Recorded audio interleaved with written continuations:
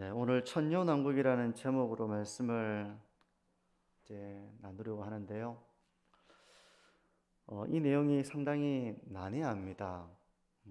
상당히 난해해서 여러 관점들이 있고 관점들마다 어떤 내용으로 주장하고 있는지 설명하고 있는지 이게 비슷한 것 같으면서도 차이가 있고 그래서 참 난해한 내용인데요. 최대한 제가 단순하게 전하려고 합니다. 단순하게 아마 천년왕국에 대한 이런 내용을 들어보신 분도 계실 것이고 잘 들어보지 못한 분도 계실 거라고 생각합니다. 이와 관련해서 어떤 또 견해들이 있는지 어떤 입장들이 있는지 오늘 좀 정리도 해보고 우리는 이 천년왕국에 대해서 어떤 입장에 서서 이 본문을 이해하면 좋은지 이제 그런 것들을 좀 나누면서 약간은 좀 강의 같은 분위기도 좀 있을 수 있을 거라고 생각합니다. 원래 수요일은 그냥 적용 중심의 설교를 제가 하는데 오늘 같은 경우는 어 그래도 내용을 알고 적용을 해야 되니까 내용을 알고 묵상을 해야 되니까 일단은 이 내용에 대한 부분들을 좀 간단하게나마 좀 정리를 해보려고 합니다. 이 천년왕국에 대해서는 건전한 신학 안에서도 성경을 해석하고 이해하는 건전한 이 신학 안에서도 여러 관점들이 있어 왔습니다. 하나의 관점이 아니라 우리 교단에도 여러 관점들을 다 믿고 주장하는 사람들이 있습니다. 우리 교단 안에도 역사적으로도 여러 관점들이 있습니다. 그래서 천년왕국은 도대체 언제 세워지는 것이냐? 여기에 대해서 견해의 차이가 있습니다. 천년왕국이 언제 세워지는 것이냐? 예수님이 재림하시기 전에 세워지는 것이냐? 예수님이 재림하신 이후에 세워지는 것이냐? 도대체 천년왕국이 세워진다면 그거는 어떤 성격의 왕국이냐? 또 천년왕국에서 왕노를 하는 사람들은 과연 누구냐? 뭐 이에 대해서 되게 여러 관점들을 가지고 있습니다. 이 논쟁이 꽤나 복잡해서 설교로 이 모든 내용들을 가르치는 것은 한계가 있겠죠. 우리가 저녁 때 30분 정도 설교를 하니까 뭐 한계가 있고 다 못합니다. 대신에 오늘은 성도님들이 아주 단순하게 이해하실 수 있도록 좀 이 입장들을 먼저 한번 정리를 해드리고 나서 오늘 이 본문을 좀 들어가 보려고 하거든요. 천년왕국이라는 말은 성경에 직접적으로 나온다기보다는 천년이라고 하는 이 기간 동안에 이루어질 그리스도의 통치 그리고 왕노릇하는 사람들 천년 기간 동안 그리고 이 사탄이 결박되어지는 이 시기 그래서 이 천년 동안 이루어지는 이 일이라고 해서 천년 왕국이라고 이렇게 신학자들은 이름을 붙입니다. 3절에도 보면 중간 정도 보시면 사탄을 천년이 차도록 다시는 만국을 미혹하지 못하게 하였는데 하면서 사탄이 결박되어져서 무저갱에 던져져서 이렇게 그 안에 갇혀 있는 기간이 천년입니다. 그리고 6절을 보게 되면요. 6절을 보시게 되면 이 맨 끝에 보게 되면요. 천년 동안 그리스도와 더불어 왕노릇하리라 라고 해서 왕노릇하는 이 사람들이 나오죠. 그래서 이 천년이라고 하는 기간 때문에 나온 어떤 개념입니다. 천년 왕국이라고 하는 것이. 그래서 이 천년을 어떻게 이해할 것이냐? 이 천년 동안 이루어질 천년왕국은 도대체 어떤 모습인가에 대한 여러 견해들이 있어 왔다는 것입니다. 그래서 우리 건전한 신학 안에서 한 대략 세 가지 정도 관점이 있는데요. 첫 번째는 전천년설이라고 하는 입장입니다. 전천년설. 전천년설이라고 하는 것은 예수님의 재림이 천년왕국 전에 있다는 것입니다.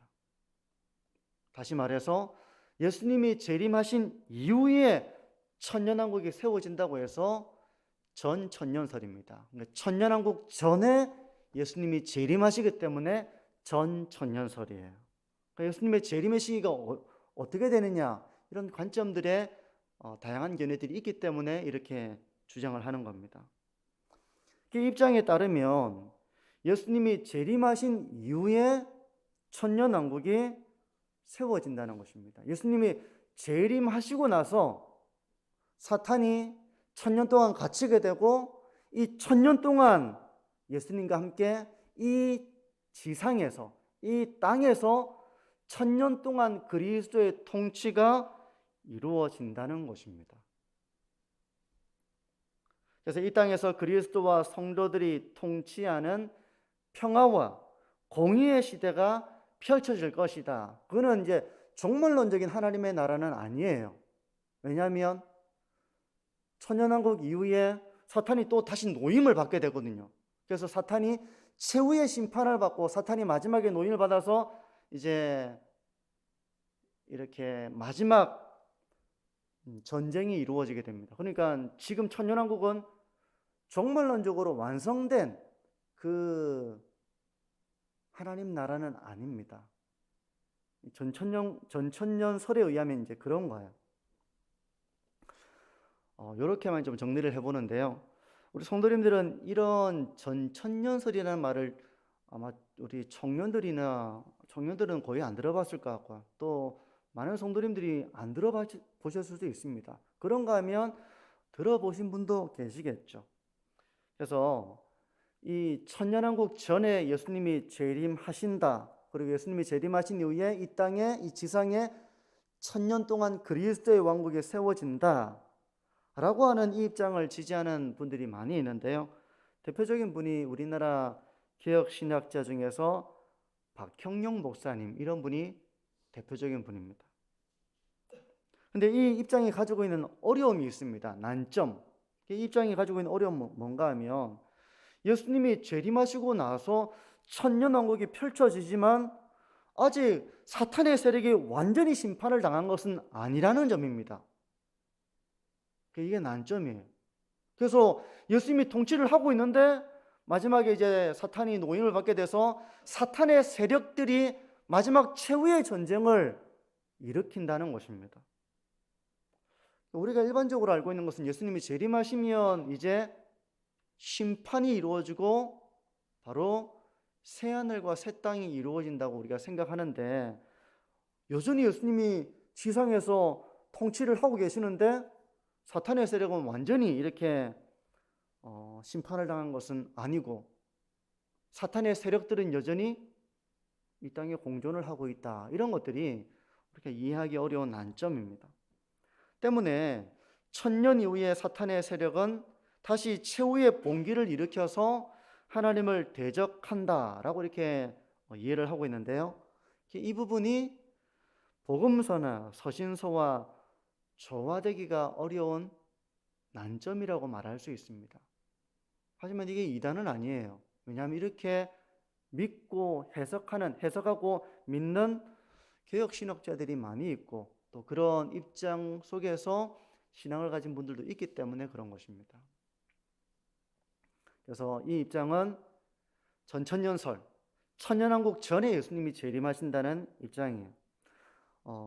근데 이제 전천년설에는 이런 건전한 입장의 전천년설이 있는가 하면 좀 건전하지 못한 입장도 있습니다. 세대주의적 전천년설이라는 것도 있습니다.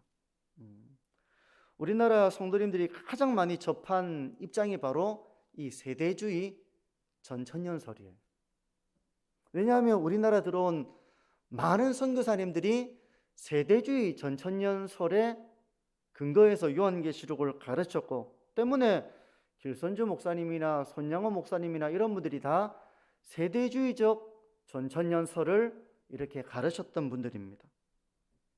이 입장에 의하면 우리가 좀 비성경적이라고 지금 말하고 있잖아요, 그죠? 근데 이게 우리에게는 가장 많이 익숙하게 어쨌든 들어왔던 입장이 바로 세대주의적 전천년설입니다. 이 입장에 의하면 예수님은 적어도 2번 이상의 재림이 이제 이루어지는데요.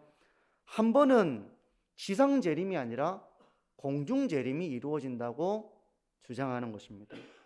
근데 공중 재림이 이루어지면 그때 참된 믿음을 가진 사람들은 다 휴거가 됩니다. 휴거가 되고 이 땅에는 7년 동안의 대환란이 일어나게 된다는 관점이 세대주의적 전천년설이에요. 이렇게 얘기하니까 되게 좀 나대근 관점이라고 생각되지 않습니까? 휴거가 되고 이게 막 대환란이 일어나고 우리가 익히 이제 이 관점에 대해서 이런 종말론에 대한 설교나 이런 강의나 이런 것들을 많이 접하셨을 수 있는 가능성이 많습니다. 왜냐하면 우리나라에 복음이 전해지고 요한계시록 가르쳐질 때 이 세대주의적 전천년설이 이제 교회 가운데 상당히 많이 들어왔고 가르쳐졌기 때문에 그런 것입니다. 이 전통적인 세대주의 입장에 의하면 예수님께서 공중 재림으로 많은 사람들이 휴거가 되는데 이 휴거되는 사람들은 누군가 하면 이제 세대주의에서 말하는 것은 교회가 휴거가 되는 거예요. 교회 참된 성도들이 휴거가 되고 이 7년 대환란 동안 유대인들이 회심하게 돼서 예수님께서 공중 재림이 아니라 나중에 이제 지상 재림을 하실 때 이 땅에서 천년왕국이 이루어지는데 이 천년왕국에서 왕노릇 하는 사람들은 유대인들이라고 믿는 거예요.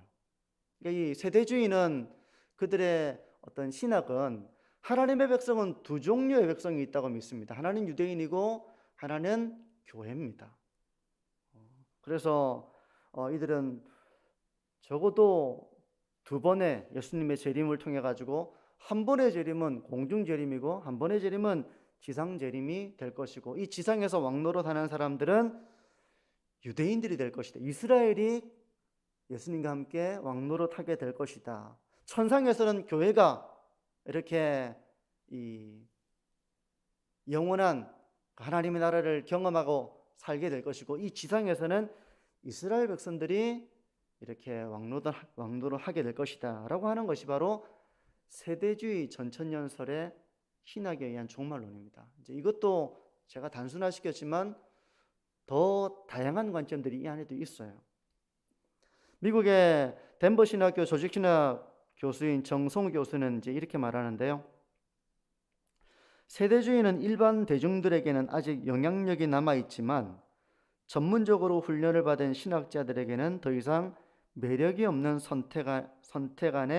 선택안이 되어가고 있습니다. 그러니까 이미 신학교에서 우리 총신도 마찬가지고요. 신학자들에게는 더 이상 받아들이지 않는 그런 종말에 대한 관점이 된 지 오래되었지만 여전히 이제 우리나라에는 이 세대주의 종말론들이 많이 퍼져 있었기 때문에 이런 세대주의 종말론을 우리가 가장 많이 접했을 가능성이 많다는 것입니다. 좀 간단하게 이렇게 보고요. 2번째 입장은 후천년설이라는 입장입니다. 전천년설 했는데요. 이제 후천년설이니까 이 전천년설이 천년왕국 전에 예수님이 재림하는 것이라면 후천년설은 천년왕국 이후에 예수님이 재림한다는 견해예요. 어떻게 그런 일이 가능할까? 이 입장에 의하면 예수님이 이 땅에 재림하시기 전에 이 세상에는 천년왕국이 이루어진다는 겁니다. 천년왕국. 점점점 이 세상은 악이 소멸되어져 갈 것이라고 주장하는 것입니다. 이 입장에 의하면 이 세상의 제도와 문명은 점점점 악이 소멸되어져 가고 기독교적인 사회로 변화되어져서 결국은 복음화가 이루어질 것이다 라고 보는 입장이 바로 이 후천년설입니다. 이 견해는 성경적으로 그렇게 잘 맞는 입장이 아닌 것 같지만 이제 이 입장이 가장 많이 지지를 받던 때는 언제였는가 하면 대부흥을 경험하던 시대의 사람들에게는 세상이 그렇게 될 것처럼 기대가 되었다는 것입니다. 복음이 전해지고 부흥이 일어나고 그 부흥을 통해서 사회 전반적으로 교회의 영향력이 커지고 믿는 사람들의 수가 더해지고 이런 부흥의 시대에는 점차 이 사회가 기독교적인 이 사회로 변해갈 것이라는 기대가 그들에게 있었다는 것입니다. 이 입장의 대표적인 신학자는 조나단 에드워즈입니다. 조나단 에드워즈는 이제 미국의 큰 대부흥의 중심에 있었던 신학자이며 목회자이기도 했는데요. 이제 이 대부흥이 점점 차고 넘쳐가지고 이 사회는 악이 점점 소멸해가고 그리고 기독교적인 사회와 이런 정신이 세워지는 그런 세상이 될 것이다. 이 1000년 동안의 그런 지상의 왕국이 세워지고 그런 다음 예수님께서 재림하게 될 것이다 라고 믿었던 신학자들과 사람들도 있었다는 것입니다. 근데 오늘날에는 이제 이 후천연설을 지지하는 입장은 크게 약화가 되었습니다. 오히려 이제 전통적으로 우리가 생각하기에는 세상은 갈수록 악해질 것이고 죄는 관영해질 것이다 라는 입장에서 보면 우리가 그런 관점에서 보면 후천연설은 지지되기 어려운 입장이기도 하지만 대부흥의 시대에는 그렇게 될 것으로 기대했던 사람들이 있었다는 것입니다. 이게 두 번째 입장이고 세 번째는 무천년설이라는 입장입니다. 무천년설. 무천년설은 이제 지상에 천년왕국이 없다는 이제 관점입니다. 이 지상의 천년왕국, 그리스도의 충만한 이 통치, 기독교적인 시대가 있느냐라고 하는 물음에 대해서 무천년설은 그런 이 땅 위에 그런 충만한 기독교적인 시대는 없을 것이다 라는 입장을 취하고 있는 것이 바로 무천년설입니다. 하지만 무천년설은 지상의 이 땅에는 그런 기독교적인 사회, 충만한 그리스도의 공의가 나타나고 정의가 세워지고 평화가 도래하는 그런 통치는 없지만 천상에서는 바로 그런 그리스도의 통치가 이루어진다 라고 이렇게 믿는다는 것입니다. 다시 말해서 이 땅에서는 그런 그리스도의 공의와 평화가 세워지는 그런 지상의 기독교적인 사회는 없을 것이지만 천상에서는 그리스도의 통치와 천상의 성도들이 그 통치를 충만하게 누릴 것이다. 그래서 천년왕국을 누리는 사람들은 이 지상에 있는 성도들이 아니라 천상의 성도들이다. 이렇게 믿는 입장이 바로 무천년설이에요. 때문에 지상에서의 천년왕국은 지지하지 않습니다. 하지만 천상에서 그리스도의 통치와 주 안에서 죽은 성도들이 이 천년왕국을 누리게 될 것이다 라고 그렇게 성경을 이해하고 믿는다는 것입니다. 그리고 이 천년이라고 하는 기간은 문자 그대로 천년이 아니라 상징적인 기간이라고 믿습니다. 이 천년은 바로 예수님의 초림과 재림 사이의 이 기간을 영적으로 천년이라고 이해를 하는 것입니다. 오늘날 이 입장을 지지하는 분들이 많은데요. 대표적인 신학자로서는 어거스틴, 칼빈, 로이드 존스 목사님 이런 분들이 이제 이런 입장을 취하고 있고 대구 지역에서는 제가 알고 있는 대부분의 목사님들도 사실 이 입장을 취하고 있거든요. 동북의 김서택 목사님이나 얼마 전에 은퇴하신 권성수 목사님이나 이런 분들은 다 무천년설을 이렇게 지지하고 이 입장에서 성경을 해석하고 믿는 분들입니다. 전체를 간략하게 이제 정리를 해봤는데요. 예수님께서 재림하신 이후에 이 지상에서 1000년 동안 왕국이 이루어진 이후에 이 세상에는 그리스도에 의한 의와 평화의 통치가 이루어질 것이고 1000년 이후에 사탄의 최후의 봉기와 함께 최후의 심판이 이루어질 것이다. 이렇게 믿는다면 그 사람은 전천년주의자들입니다. 그런가 하면 세상은 점점 복음이 전파되어지고 성령의 역사하심으로 말미암아 교회가 세워지고 기독교적인 정신이 점점점 풍성해지고 믿는 자들이 더해지고 그런 이후에 기독교적인 세상이 되어서 예수님이 재림하실 것이다 라고 믿는다면 그 사람은 후천년주의자인 것입니다. 그리고 끝으로 예수님의 초림과 재림 사이에 복음이 전파되는 이 시대가 바로 천년왕국 시대이고, 이때는 천상에서 그리스도의 통치와 함께 성도들이 그 왕국을 경험하는 시대다라고 믿는다면 그 사람은 무천년을 믿는 사람인 것입니다. 저 역시 이제 이 가운데서 하나의 입장을 가지고 있는데, 저도 무천년의 근거에서 저는 요한계시록을 이해해 왔고요. 또 이렇게 이해하는 데에는 저 나름대로도 이제 요한계시록뿐만 아니라 성경 전반에 대한 해석, 고민, 이제 이런 가운데서 무엇이 가장 성경적인 가르침이냐라고 하는 고민 가운데서 이제 이런 여러 관점들 속에서 이 입장으로 성경을 이제 이해하게 되는 것입니다. 그래서 마태복음 24장과 25장에 보게 되면 뭐 서신서도 마찬가지지만요, 성경은 예수님의 재림과 함께 최후의 심판이 이루어지고 성도들은 영원한 생명에 거하고 악인들은 영원한 심판을 받을 것이라는 이 사실을 이렇게 가르치는 것으로 나온다는 것입니다. 마태복음 25장 31절에서 33절은 이렇게 말씀합니다. 인자가 자기 영광으로 모든 천사와 함께 올 때, 재림하시는 겁니다. 자기 영광의 보좌에 앉으리니, 보좌에 앉아서 이제 심판하시는 겁니다.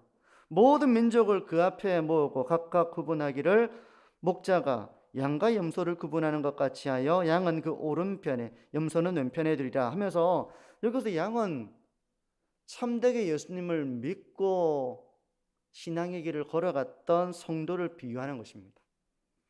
그리고 염소는 악인을 비유하는 것입니다. 그래서 예수님이 영광 중에 오셔서 성도들에게는 하나님의 나라를 상속하고 악인들에게는 영원한 불의 심판을 선고를 하시거든요. 그러니까 이런 예수님의 재림 이후에는 최후의 심판이 이루어질 것이라고 우리가 이렇게 이해할 수 있도록 성경은 이렇게 말씀하고 있다는 것입니다. 또 데살로니가전서 4장 16절과 17절은 이렇게 말씀합니다.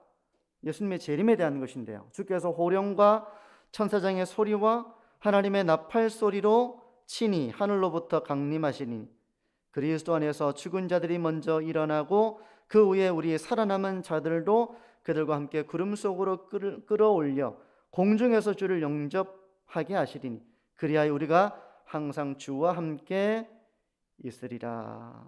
이런 말씀도 예수님의 재림은 최후의 심판과 함께 영원한 하나님 나라의 삶이 이루어질 것이다 라는 사실을 우리에게 그렇게 이해하도록 본문의 말씀이 주어지고 있다는 겁니다. 그러니까 이 땅에서 천년 동안 그리스도의 통치가 이루어지지만 이 천년 이후에는 사탄과 그를 추종하는 악인들이 반기를 들고 대적하리라는 이 전천년설은 저에게는 가장 받아들이기 어려운 부분이었어요. 자, 비록 긴 설명들이 이제 오늘 본문과는 직접적인 관련은 없었지만 그럼에도 불구하고 이제 본문과 관련한 여러 입장들에 대해서 정리를 하지 않으면 이게 무슨 말을 하는 것인지 조금 어려울 수 있겠다. 그리고 또 일단은 여러 입장들에 대해서 우리 성도님들이 알아놓으시면 인터넷을 통해서든 뭐 자료를 통해서든 강의를 들으시든 어느 정도 약간 좀 거르실 수 있는 건전한 입장인지 조금 불건전한 것인지 이런 것들을 조금 이렇게 분별하실 수 있도록 그런 차원에서 좀 설명을 드린 것으로 이해를 하시면 될 것 같고요. 이제 이렇게 하고 나서 오늘 본문을 좀 간단하게 한번 정리를 해보겠습니다. 1절과 3절을 보시게 되면 사탄이 결박되는 상황을 말씀하고 있습니다. 사탄이 결박된다는 것입니다. 마치 교도관이 감옥 열쇠를 가지고 와서 죄인을 감옥에 넣고 옥문을 잠그는 것처럼 천사가 그렇게 사탄을 결박해서 무저갱에 던져놓고 문을 잠그는 것입니다. 1절에서 3절을 보십시오. 또 내가 보매 천사가 무저갱의 열쇠와 큰 쇠사슬을 그의 손에 가지고 하늘로부터 내려와서 영을 잡으니 곧 옛뱀이요 마귀요 사탄이라 잡아서 천년 동안 결박하여 무저갱에 던져 넣어 잠그고 그 위에 임봉하여 천년이 차도록 다시는 만국을 미혹하지 못하게 하였는데 그 후에는 반드시 잠깐 노일이라. 여기서 사탄이 결박당하고 무저갱에 갇히는 기간을 1000년이라고 말씀하고 있습니다. 우리는 이 기간을 예수님의 초림과 재림 사이의 기간이라고 이해를 합니다. 그러니까 예수님께서 이 땅에 오시고 예수님이 재림하시기까지 사탄은 결박당한 상태라는 거예요. 백금산 목사님은 이제 이렇게 설명을 하는데요. 들어보십시오. 예수님의 초림은 사탄의 결정적인 패배이고 예수님의 재림은 사탄의 완전한 패배이다. 그러니까 사탄은 예수님의 초림으로 결정적으로 패배했습니다. 예수님의 초림을 통해서. 그래서 예수님의 재림을 통해서 완전하게 패배할 것이라는 것입니다. 그러면 문제는 이 상태에 있는 사탄은 최후의 심판을 당하기까지 어떤 모습으로 존재하고 활동하느냐 하는 것이겠죠. 결박되어 있는 이 상황 속에서 사탄은 어떻게 존재하고 있고 활동하느냐 하는 것입니다. 두 가지로 설명할 수 있는데요. 첫째는 사탄이 현재 결박된 상태에 있다는 것입니다. 움직이기는 하지만 결박된 상태에서 움직이는 신세라는 것입니다. 그 활동이 제한적이라는 의미입니다. 제한적이라는 거예요. 근데 이제 두 번째, 이런 사탄이라 하더라도 사탄은 아직 최후의 심판을 당하기 전이기 때문에 영원한 불못에 들어가지 않은 상태이기 때문에 최후의 심판을 당하기까지는 마지막 힘을 다해서 교회를 미혹하고 있다는 것입니다. 비록 사탄은 그리스도의 통치 아래 결박되어 있지만 최후의 완전한 패배까지는 우는 사자처럼 삼킬 자를 찾고 있다는 것입니다. 이 시기에 사탄은 계속해서 세속화의 물결을 통해서 교회를 미혹하고 교회 안에 거짓된 가르침을 심어서 교회로 하여금 진리를 잃어버리고 요동하게 만들기 위해서 사탄은 결박된 상태지만 나름대로 복음이 선포되어지고 복음으로 인한 성령의 역사가 나타나고 하나님의 나라가 세워지는 이런 그리스도의 통치가 이 땅 가운데서도 이루어지지만, 영적으로 이루어지지만 사탄도 나름대로 결박된 상황 속에서, 제한된 상황 속에서 교회를 미혹하고 성도를 넘어뜨리기 위해 그가 할 수 있는 제한된 힘으로 그 일을 한다는 거예요. 때문에 성도는 하나님의 전신갑주를 취하고 이 영적인 전쟁을 감당해야 한다는 것입니다. 바로 이 1000년 동안 사탄은 결박되어 있고 그리스도와 함께 왕노릇하는 사람들이 있습니다.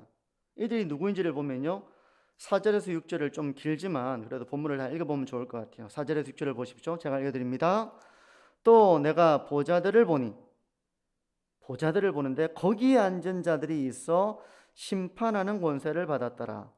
또 내가 보니 예수를 증언함과 하나님의 말씀 때문에 목배임을 당한 자들의 영혼들과 또 짐승과 그의 우상에게 경배하지 아니하고 그들의 이마와 손에 그의 표를 받지 아니한 자들이 살아서 그리스도와 더불어 1000년 동안 왕노릇하니 그 나머지 죽은 자들은 1000년이 차기까지 살지 못하더라. 이는 첫째 부활이라. 이 첫째 부활에 참여하는 자들은 복이 있고 거룩하도다. 둘째 사망이 그들을 다스리는 권세가 없고 도리어 그들이 하나님과 그리스도의 제사장이 되어 1000년 동안 그리스도와 더불어 왕노릇하리라. 상당히 이제 어려운 이야기가 참 난해한 부분인데요. 이 첫째 부활이라고 하는 것은 먼저 이 사도 요한이 보좌를 보게 됩니다. 그리스도와 더불어 왕노릇하는 사람들을 보게 되는데 이들은 누군가 하면 하나님의 말씀 때문에 4절을 보게 되면 목배임을 당한 자들의 영혼이라고 말씀하고 있습니다. 하나님의 말씀 때문에 목배임을 당한 그 사람들의 영혼들, 우상에게 경배하지 않고 죽기까지 순종했던 성도들, 이들은 바로 천상의 성도들을 가리키는 것입니다. 이상훈 교수님은 이렇게 말하고 있는데요. 들어보십시오. 결국 천년왕국에 참여하는 자들은 예수님의 초림과 재림 사이의 교회 시대 동안 죽어서 천국에 간 하나님의 자녀들을 가리키는 것입니다.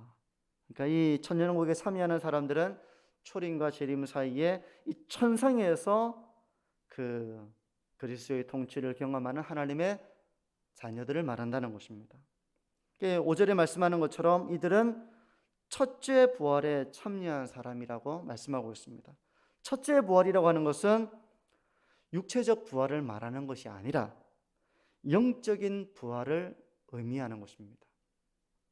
다시 말해서 허물과 죄로 죽었던 죄인들이 성령으로 거듭나는 것이 바로 첫째 부활이고, 이들에게는 둘째 부활이 기다리고 있는 거예요.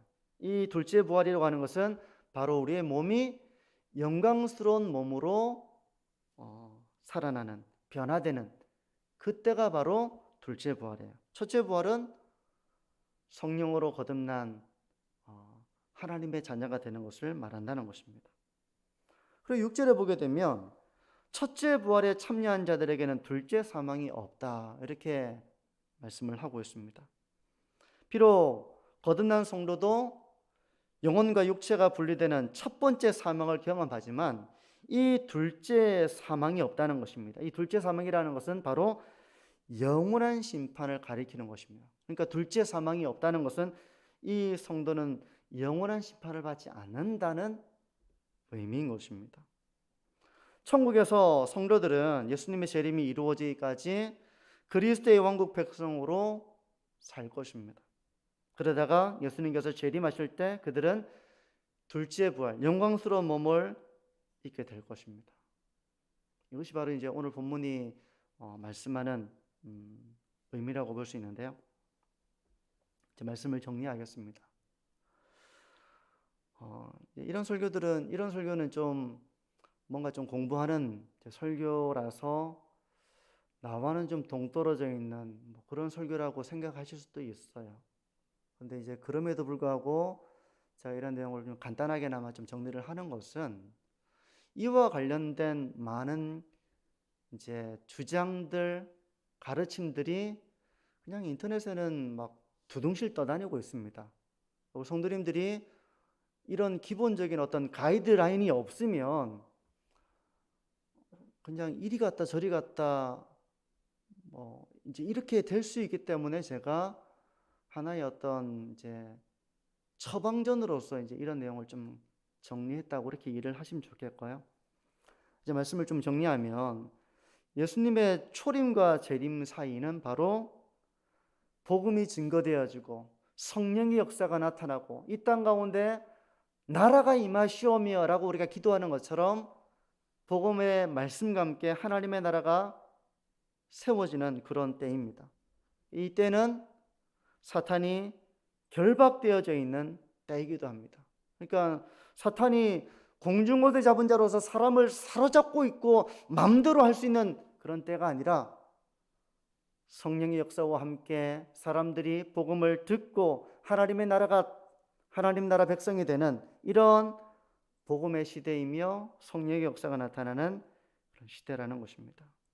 그래서 그리스도의 통치가 임하고 거듭나고 회심하는 역사가 나타나는 시대이기도 합니다. 그러니까 우리는 이제 이런 예수님의 초림과 재림 사이에서 우리는 복음을 증거하고 하나님을 알지 못하는 자들에게 그리스도의 통치가 임하여 그들이 거듭나고 회심하기를 기도하며 이 사명을 감당해야 하는 것입니다.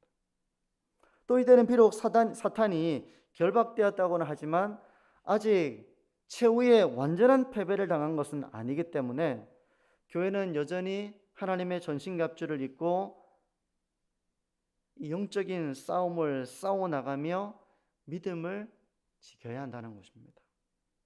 사탄의 미혹은 점점점 이제 마지막 때가 되면 될수록 더욱더 마지막 때 더 거세지고 최후의 심판전에 어떻게든 삼킬 자를 찾으려는 이런 굶주린 사자와 같이 사탄은 제한된 자기의 힘으로 미혹하는 일을 할 것입니다. 때문에 우리는 사탄의 이런 미혹을 분별하기 위해서 무엇보다도 진리로 잘 무장되어 있어야 됩니다. 또 믿음을 흔드는 일들이 많기 때문에 믿음의 방패를 가지고 복음의 신을 신고 모든 일에 기도와 간구로 나아가는 삶을 우리가 살아야 한다는 것입니다. 이것이 바로 마지막 때 우리가 싸워야 될 영적 전쟁의 모습이에요. 사랑하는 성도 여러분, 마지막 때 우리의 본분인 이 복음의 사명을 잘 감당하는 우리 교회가 되기를 바랍니다. 사탄이 이제 공중옷을 잡은 자로서 마지막 최후의 심판전에 미혹하는 이때 복음의 말씀을 가지고 성령의 역사가 나타나서 그 가운데 거듭나고 회심하고 하나님의 나라가 세워지는 이런 복음의 사명을 한편으로는 감당해 나가는 이 사명을 우리가 잘 감당할 뿐만 아니라 또한 교회를 미혹하고 공격하는 이 마귀와의 영적인 전쟁, 하나님의 전신갑주를 취해서 이 믿음을 지키고 또 믿음의 싸움을 싸워나가는 이 사명을 잘 감당해 나가는 저와 모든 성도님들이 되시기를 소망합니다. 우리 기도하겠습니다.